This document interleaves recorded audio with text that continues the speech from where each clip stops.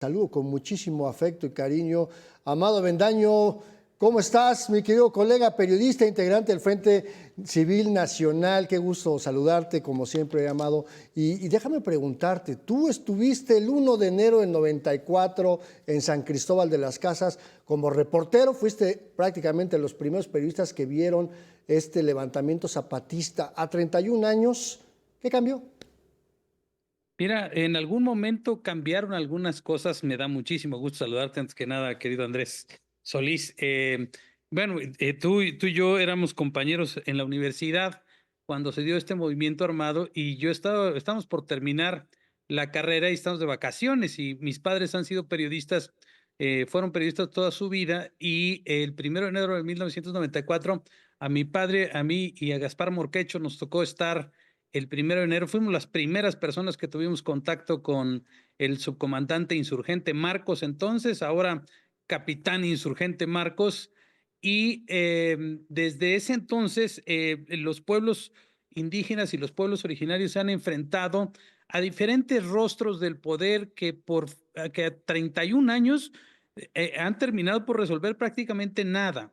Ha sido todo decorativo. La única diferencia, gran diferencia, es que creo que la agenda de los pueblos indígenas, no solo de Chiapas, sino de todo el país, tomaron otra posición a partir del levantamiento armado zapatista. Si bien la situación de las comunidades indígenas en Chiapas, en todo Chiapas, sigue siendo bastante precaria y ahora con el crimen organizado incrementa todavía más la precariedad a la que están sometidos.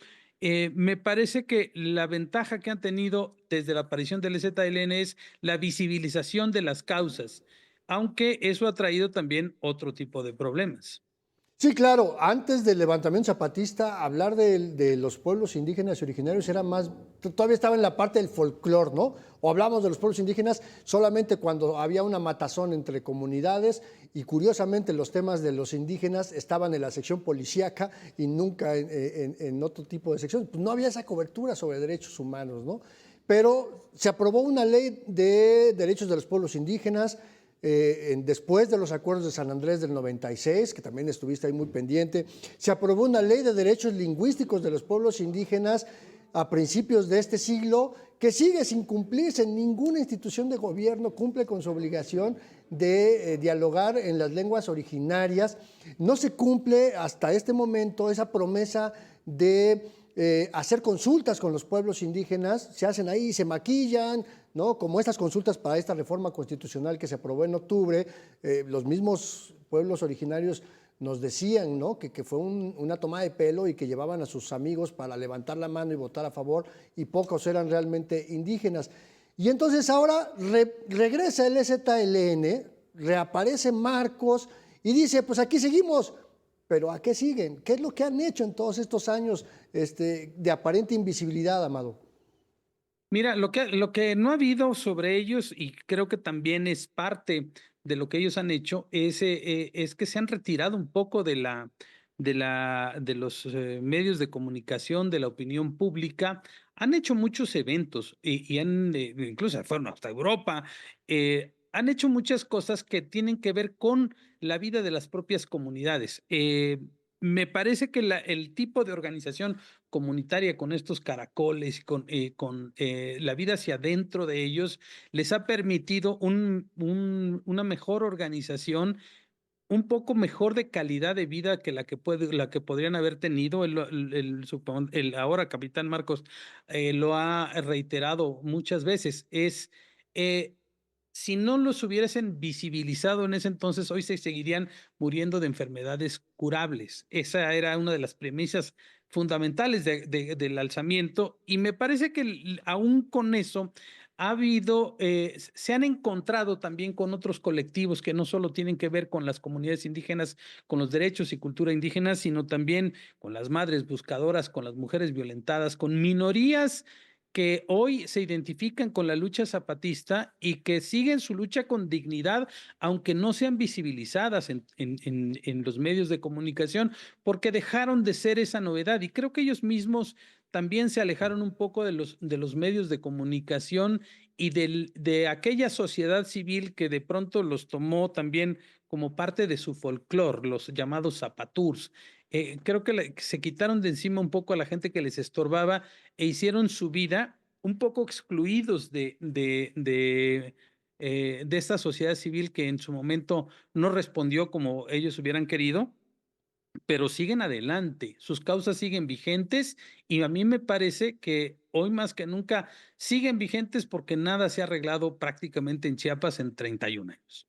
No, y además todas esas organizaciones, algunas organizaciones de la sociedad civil que se volvieron más bien oportunistas y utilizaban al zapatismo para ir escalando y ir obteniendo recursos de manera gandalla. Algunos están en cargos públicos, se volvieron diputados, presidentes municipales, ¿no? Pero ahora están enfrentando dentro de su precariedad y el abandono institucional, Amado, esta crisis de violencia que azota a tu estado, a Chiapas, desde diferentes perspectivas, ¿no? Y justamente porque las zonas indígenas que habían logrado defender de alguna manera a los zapatistas, pues se han vuelto otra vez en territorios sin ley, en territorios bajo el acoso criminal, porque es la ruta de las drogas, de las armas, de las personas, y entonces pues están prácticamente al abandono de la autoridad, ¿no?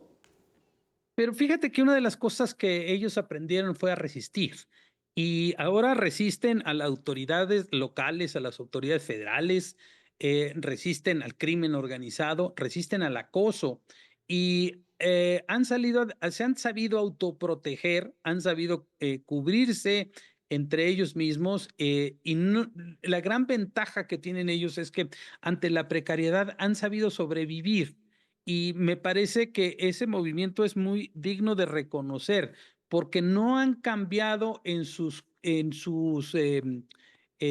postulados, en sus demandas, y siguen ellos luchando por lo mismo, aunque, digamos, como lo mencionó en algún momento también, aunque ya no estén de moda, ellos siguen luchando por los mismos derechos que luchaban hace 30 años, y me parece que es lo más digno, aunque no se les reconozca como tal, me parece que su lucha es digna y si en determinado momento no necesitan a esa sociedad civil alrededor suyo, pues sus razones tendrán, pero de que ellos siguen luchando, pues siguen luchando.